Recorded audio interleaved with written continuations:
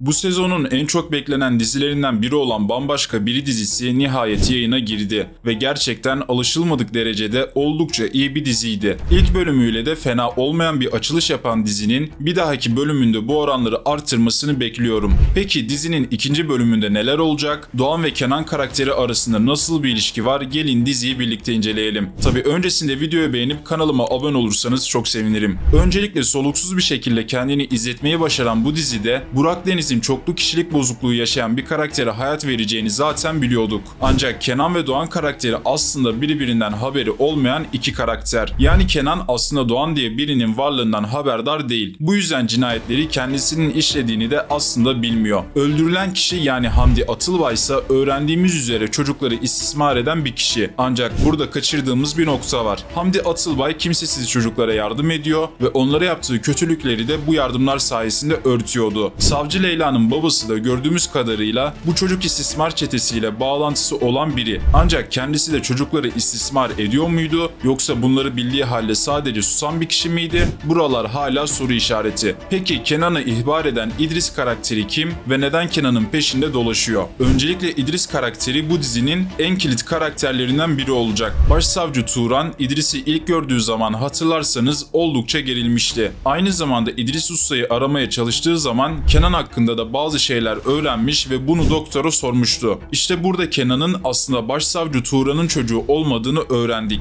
Kenan aslında çocuk esirgeme yurdundan evlatlık alınmış bir kişi. Başsavcı Turan Kenan'ın bu hastalığından haberdar olsa da Kenan evlatlık olduğunu da hasta olduğunu da bilmiyor. İdris karakteri ise muhtemelen Kenan'ın babası. Başsavcı Turan İdris'i gördüğü zaman işte bu yüzden oldukça şaşırdı. Çünkü yıllar sonra karşısına çıkması hiç beklemediği bir şeydi. Peki İdris Kenan'ın etrafında dolaşarak ne anlatmaya çalışıyor? İdris'in Kenan'ın öz babası olduğunu düşünürsek büyük ihtimalle oğlunun hastalığından haberdar ve bu yüzden de ona yardımcı olmaya ve bu iki kişilik arasında bir bağlantı kurdurmaya çalışıyor. Bu yüzden de hatırlarsanız yanında sürekli bir robot bulunduruyor. Bu robot Kenan'ın çocukluğuna dair hatırladığı en önemli eşya olabilir ve bu robot sayesinde muhtemelen Doğan karakteri çocukluğuna dair bir şeyleri hatırlıyor. Yani Doğan'ın istismar suçlularını öldürme sebebi muhtemelen çocukken istismara uğramış olması ve bu andan sonra da istismar suçlularını öldürerek kendisine bunu yapanlardan intikam almaya çalışmasından kaynaklanıyor. Hatta öldürdüğü kişiye mavi lens takması da muhtemelen mavi gözlü biri tarafından istismara uğradığını kanıtlıyor olabilir. Tabi bunu herkese mi yapıyor yoksa sadece Hamdi Atılbay özelinde mi böyle bir şey yaptı? Orayı bilmediğimiz için bu mavi lens olayı bir teori. Doğan'ın bundan sonra işleyeceği cinayetleri de gördükten sonra daha iyi açıklamalar getirebiliriz. Kenan'ın Savcı Leyla ile gittiği terk edilmiş evse muhtemelen istismarcılara ait evdi ve burada çocukları kandırarak istismar ediyorlardı.